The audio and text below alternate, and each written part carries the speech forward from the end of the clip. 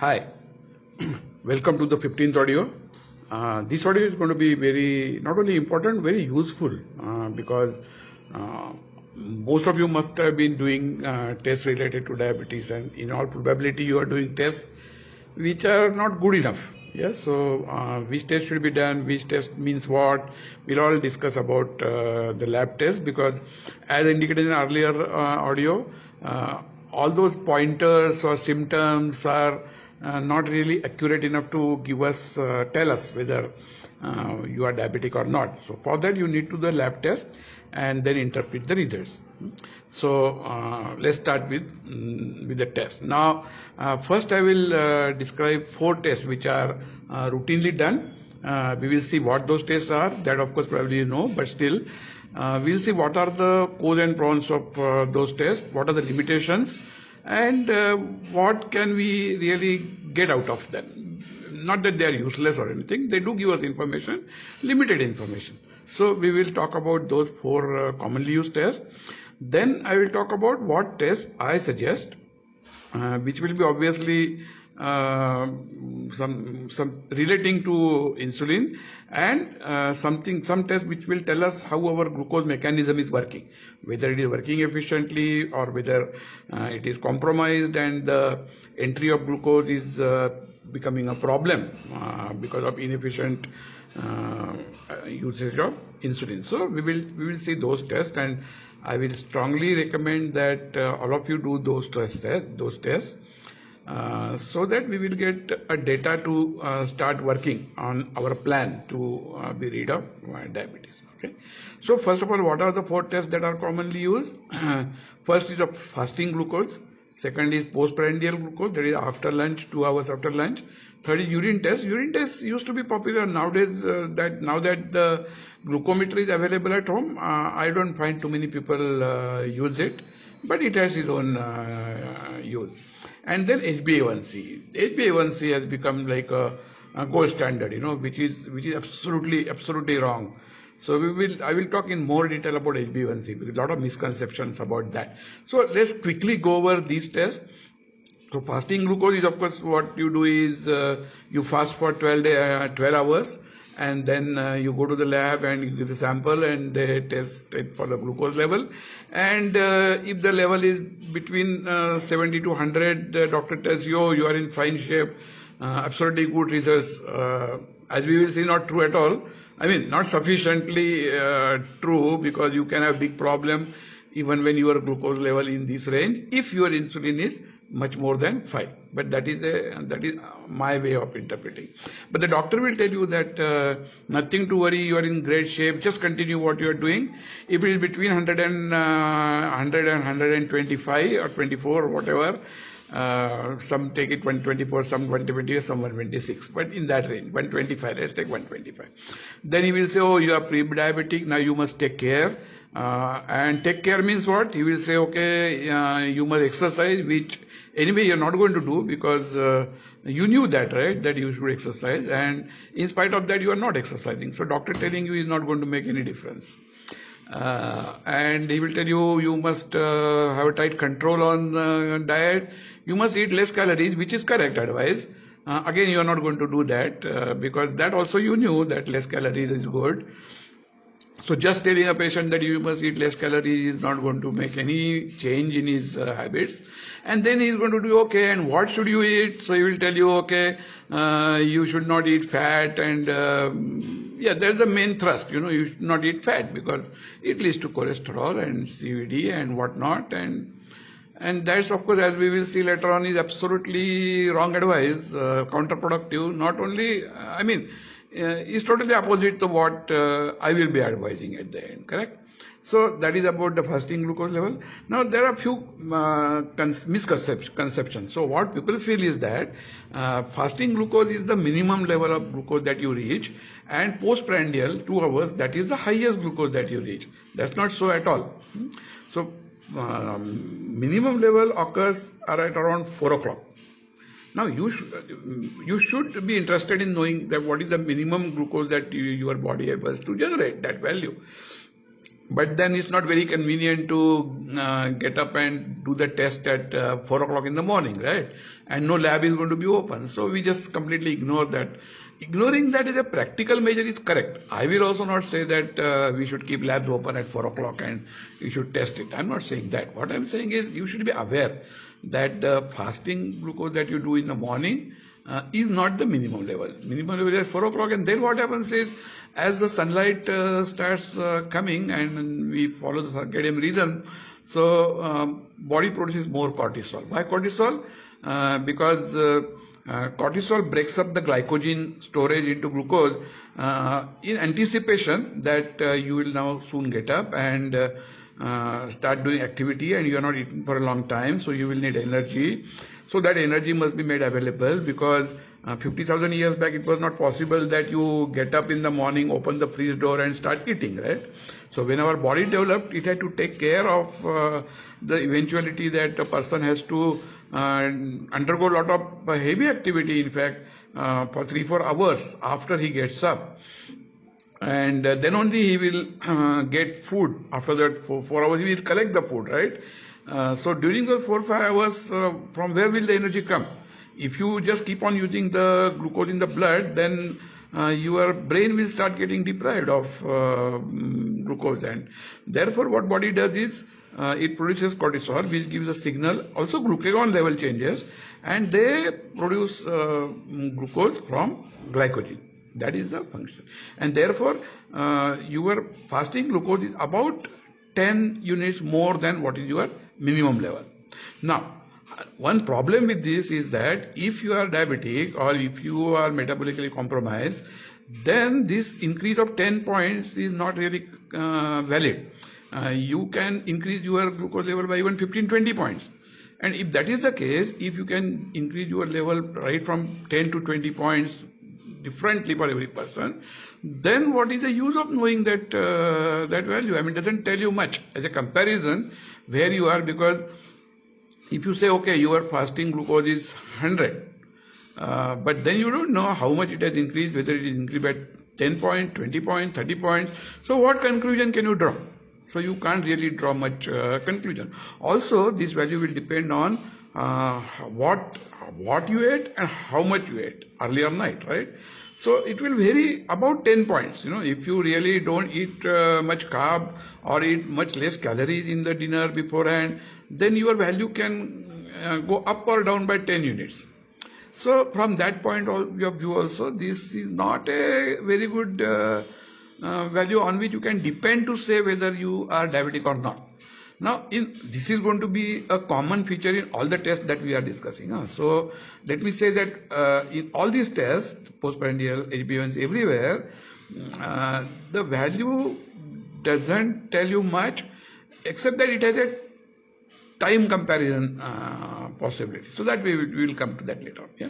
So that is about fasting glucose. Now, what about postprandial? That postprandial, difficult to remember, so just is called post-lunch in simple language.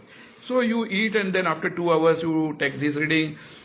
If this reading is beyond 140, then doctor will say, oh, you are diabetic and you need to take medicine. Yeah, and if you are more than 200, then it's absolutely bad diabetic, no, out of control diabetic. Yeah. Now here again, this 2 hour is arbitrarily drawn. It's again not a maximum glucose level. Okay, some people will get a maximum glucose level after 1 hour, or 1.5 hours, 2 hours. It also depends on what type of food you eat. If you eat only refined carbs, then you will get your highest glucose level in half an hour. So what is the point in measuring your glucose level at 2 hours when you don't know how far away it is from the maximum level, right?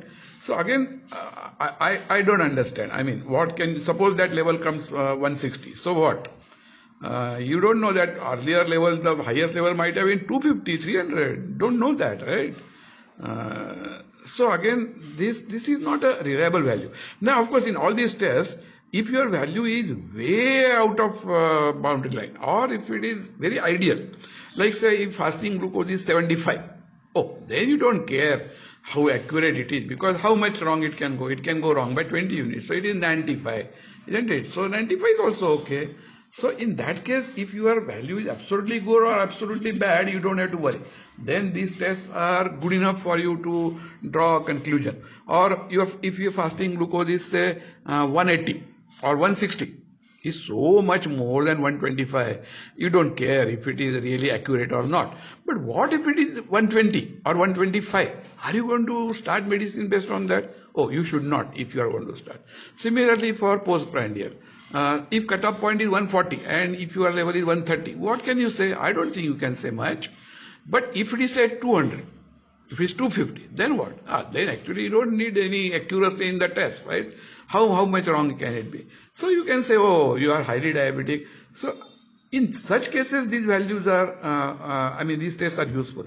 But if you are on borderline, which most of the people are, then both these tests don't give you any useful information to decide whether you should go on medication. Even if you don't want to go on medication, they don't tell you how serious your problem is and what type of precautions you should take, what type of measures you take. Yeah? The third is urine test. We have talked about it. See, there is you collect the urine and dip the strip in it, and it changes the color according to the glucose level in the urine. Now, problem with this test is that if the glucose gets leaked into urine only if your blood glucose is more than 180. So if it is more than 180, you can get some idea whether it is 180, 200, 250. That idea you can get by this urine change in color, that strip color change. But if it is less than 180, then you have no clue. You will just get a negative test, but it may be 170, right? So this is the limitation. But the advantage is that now earlier, the prick, for getting glucose, or if you go to a lab, then the injection that you have to take, it used to be painful psychologically also. So for many people, this was an easy test कि चलो इसमें 180 के नीचे आया तो चल रहा है, अगर 180 के ऊपर आया तो then you have to take some immediate drastic steps. So that was the logic. Makes sense, very cheap, very convenient. So it has its own uses, it has its own limitation. Yeah? Now HbA1c, that is the most important, most used test and most misunderstood test. So let me talk about in detail. So what is this test? Does this test measure your glucose level? No, it does not measure your glucose level. What does it measure? It measures the glycation level. So what is glycation? So there are a lot of proteins floating around in your blood, right? And there is a lot of glucose floating around in your blood. Now they form a bond called covalent bond. So that means they stick together. And not only one molecule to one molecule, what happens is the protein will have one glucose molecule, that glucose molecule will get also attached to another protein molecule, and then the glucose on that another third protein molecule will get attached to fourth protein molecule. So you get something like a polymer, so this structure like a polymer. And this new structure is no more like a protein. Body doesn't recognize it as a protein. It cannot use it as a protein in this form unless this bond is broken up, and it increases the viscosity. It increases the clotting tendency of the blood. Also, if your immune system treats this as a danger and enemy, then it will start inflammatory reaction. And that we already understood that is a very dangerous thing to happen. So all in all, this glycation is not a good thing to happen, right? Now, other example I can give is like when you make when you melt the glucose, it forms what is called caramel, so caramelization takes place. So that brownish, thick, viscous mass you get at the bottom. So that's something like that happens when the proteins get glycated. Now, what does glycation have to do with diabetes? Well, it has nothing to do with diabetes. So if the protein glycate, do they affect the absorption of glucose in your cell? No, it doesn't affect, because whatever free glucose is there, it will keep on getting absorbed. So then what's the great idea of using this test for diabetes? That is correct. This test is a test for heart disease. It was always a test for heart disease because this glycated protein is a big danger. No, it is forming a plaque, is giving rise to inflammatory reaction, it is increasing the clotting tendency of blood. So everything, it is making everything bad for heart disease. So it was a test for heart disease. But then people realized that you can use this test as a proxy or as a surrogate test for diabetes, because ultimately the level of glycation will also depend on level of glucose. If glucose is more, then more glycation will take place. If less glucose is there, less glycation will take place. So therefore, this value can be used as a proxy to glucose level. So if your HbA1c is say 10, and then if you compare that HbA1c with person having HbA1c of 7, then definitely the person with 10 HbA1c has far more glycation and therefore far more glucose in his blood. So relatively, yes, it can be considered that way. But nowadays what is happening is, if you see the results they give you, they also give you a calculated amount of average sugar. Now that is not correct, because you can't correlate the average glucose with average HbA1c. So first of all, so what does HbA1c do? So this glycation of proteins is there. Now hemoglobin is also a protein, right? So that also get glycated. So we measure in this test what is the percentage of hemoglobin that has got glycated. Now why do we use hemoglobin? Because hemoglobin has a fixed time span, which is 3 months. Now naturally the older cells will get more glycated because they have been exposed to glucose for a longer time, and the fresh cells which have been made today, they will have little glycation, but at the end of 3 months the oldest one will die and the new ones will come in.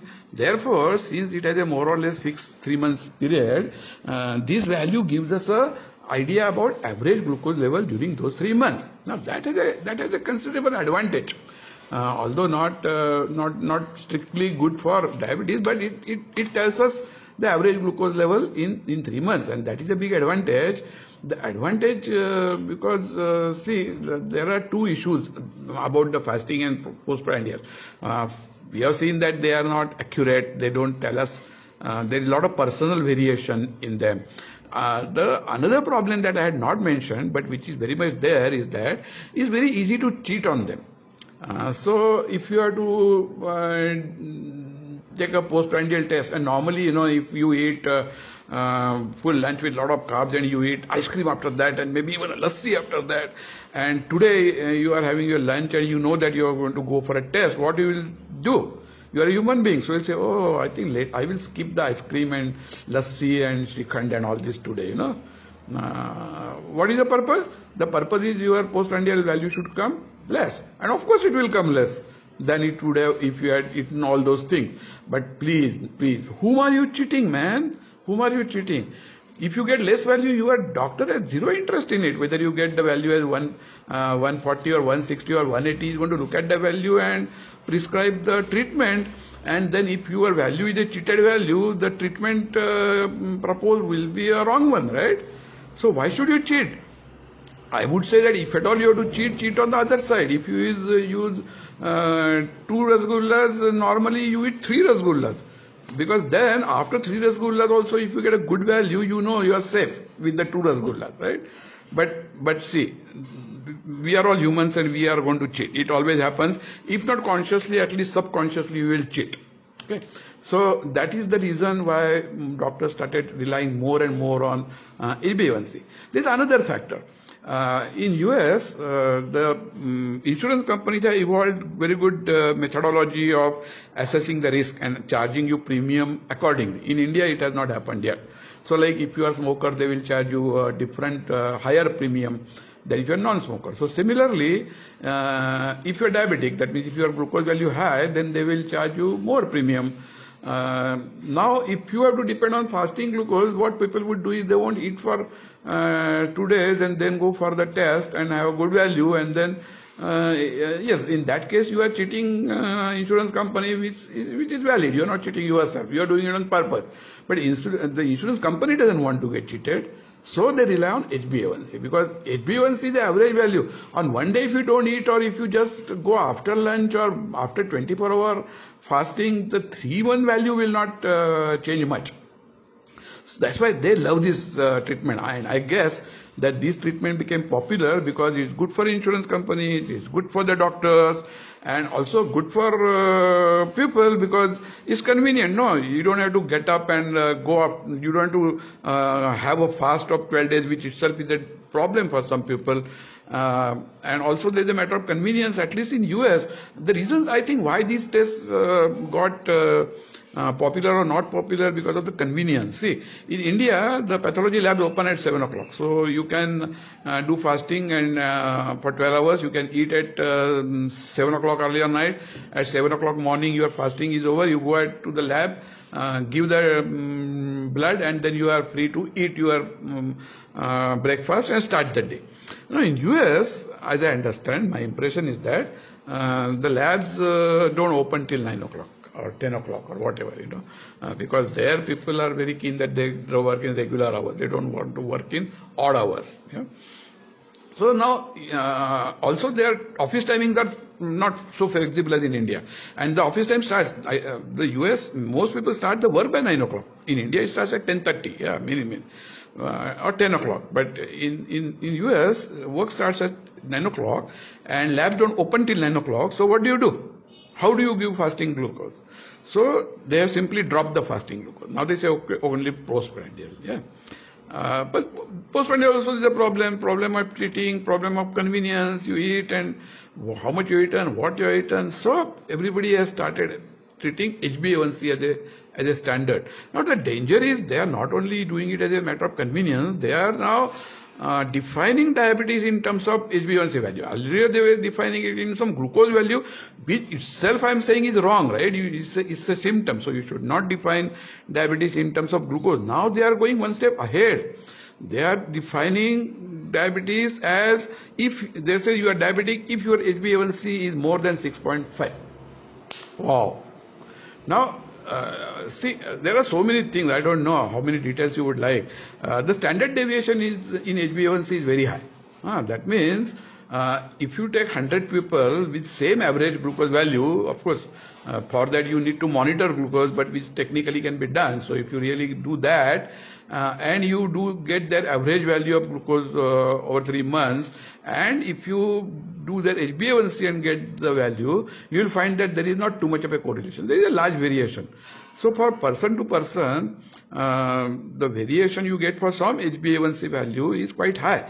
Therefore, you can't really say that my HbA1c is 6, therefore my average glucose value is this. That is wrong to say. It may be quite different. Again, as I said, if the value is way out of range or perfect, like if your HbA1c is say 5, oh come on, then you don't care whether how much accurate it is. It's a great value. Or if your HbA1c is 8, again you don't care how accurate it is.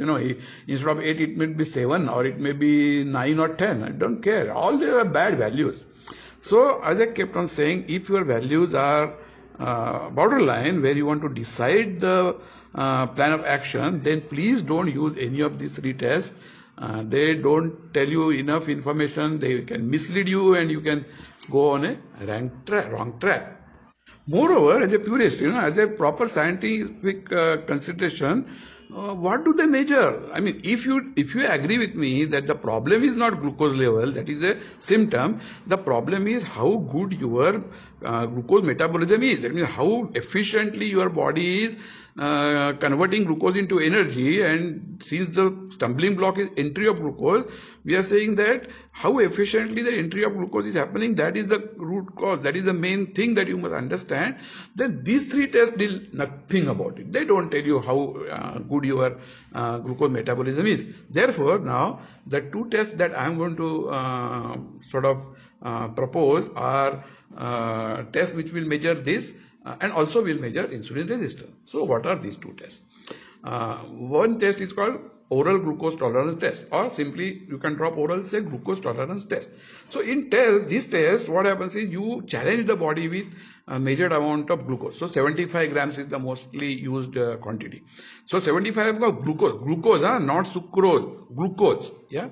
So you take 25 grams of glucose, dissolve it in one glass of water, 2 glasses of water, drink it. So before that, you go to the lab with fasting. You give a fasting sample.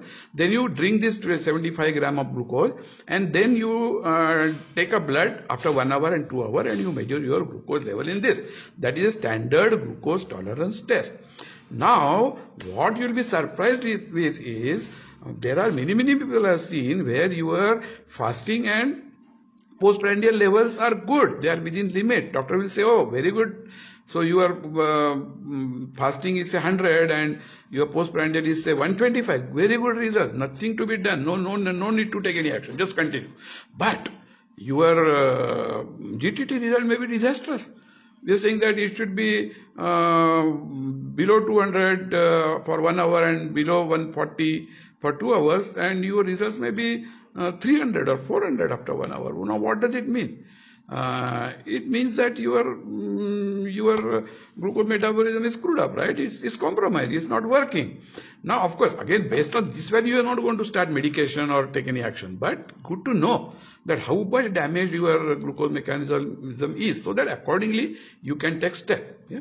So that is about the GTT. Now, I very strongly suggest that those who have not done GTT in their life must do it at least once. You don't have to do it every time, because once you do it, you can sort of correlate it with HbA1c, you know. And yeah, and there is one point I forgot to mention about HbA1c. They have very time value. That means that my value today is HbA1c value is 6 or 6.3. Doesn't tell me much, but if my HbA1c 3 months back was 6 and now it is 6.3, it tells me that my body is going in the wrong direction. Or earlier it was 6.5 and now it is 6.2. Yes, it tells me that whatever change I have done is working.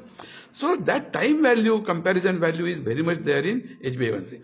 So this, you know, when you do this test and also HbA1c test, once you are done GTT, you don't have to do it every time. Afterwards, you can monitor the change in HbA1c and draw the proper conclusion. Now, one precaution about GTT is that if you are already a diabetic, then there may be an issue in taking 75 grams of glucose. So you need to be careful. You must consult your doctor. He is not going to allow you to do this test actually. They don't want people drinking 75 grams. But if you are going to be in safe region, then you should do it once. So after we finish this course, those people who are diabetic who want to do these tests, I will give you a procedure of what care you must take, what precautions you must take. Also, if you want to base your action plan on it, then you have to stop medicine for 1 day before you take this test for diabetic people. Yeah? So I will deal with those people as a group little later on. Those of you who are not diabetic, they should do this test at earliest possible opportunity, because they are very useful data, and it will surprise you. It will. I mean, if you are thinking you have no health problem or you have no glucose problem, it may start at you. Yeah, okay. Now the second test is of course insulin resistance test, because that is the crux of the whole matter, right? You must measure the insulin resistance test. Now, again, there are various tests available. The test that is used in laboratory is called euglycemic clamp test. Just forget about it. It's too complicated. It's too expensive. It just cannot be done on human beings. There, what you do is clamp means you have some glucose level, then you maintain that glucose level. You add some glucose, you add some insulin, and try to maintain the glucose level, and then you find out how much insulin is needed for how much glucose. Anyway, it is done only on experimental basis. I mean, in experimental lab conditions on animals, rats, and all. So just good to know about that such a method exists, but not really workable. We are not going to think more about it. Now the next best test is Kraft test. Now what is Kraft test? Kraft test is like a modified GTT test. So again you take 75 grams of glucose and you take samples from 0 hours, that when you take glucose, to 3 hours every half an hour. So 0 hour, half hour, 1 hour, 1.5 hour, 2 hour, 2.5 hour, 3 hours, so total 7 samples. In these 7 samples, you check your glucose, you check your insulin, draw the graphs, and then he has meticulously done this on thousands of people, and he has said what is the ideal graph, and then you see how much you are deviation from that, and from that you can get a good idea about your insulin resistance. Again, this method is giving 6 samples, expensive also and troublesome also, and in most cases it is not necessary. So then then what I call is what you can do is we can do a modified GTT test, because in GTT you are anyway going to do GTT test. So in that GTT test, these 3 samples, 0 hour, 1 hour and 2 hour, you tell the person that you just measure insulin. Now in India there are so many idiotic people handling all this that they will tell you that they cannot do it. Why they cannot do it? Because such a modified test is not there in their list, so they don't know how much to charge and whether it should be done. So then you have to tell him that okay, the charge for doing normal GTT test.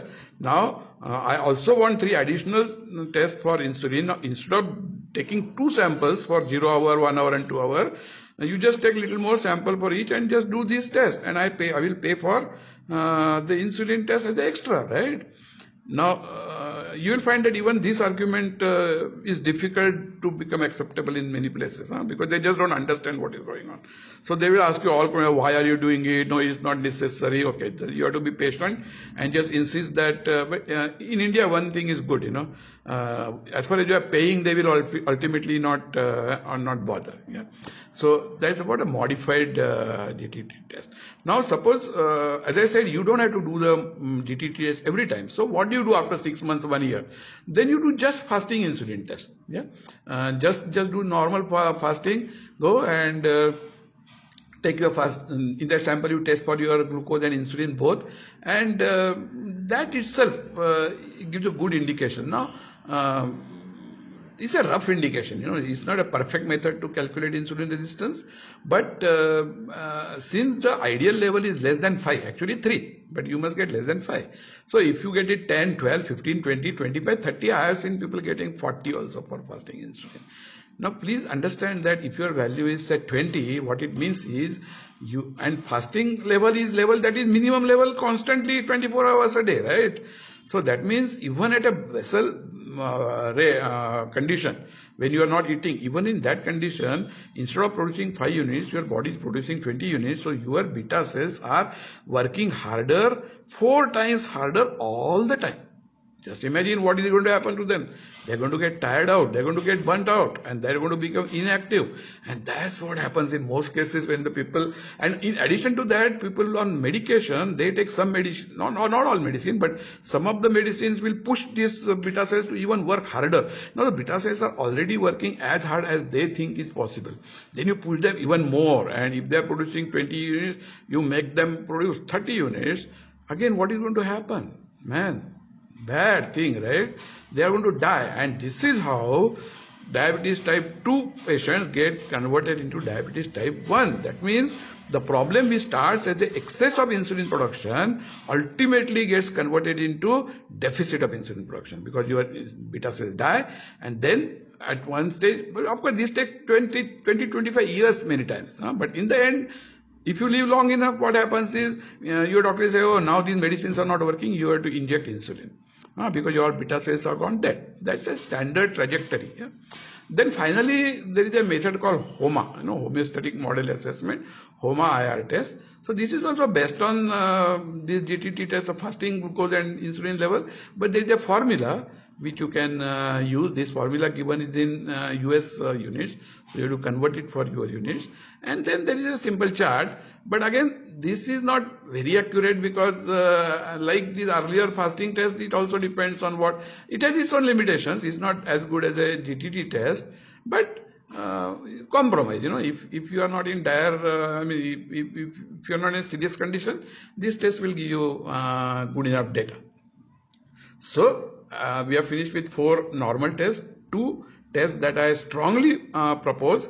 And now whenever you do your next testing, because people do periodically every year, whatever. So whenever that time comes, there is no rush, there is no need to rush and do it immediately next week, unless you feel that you have a problem. Then of course it's better to get these 2 tests done.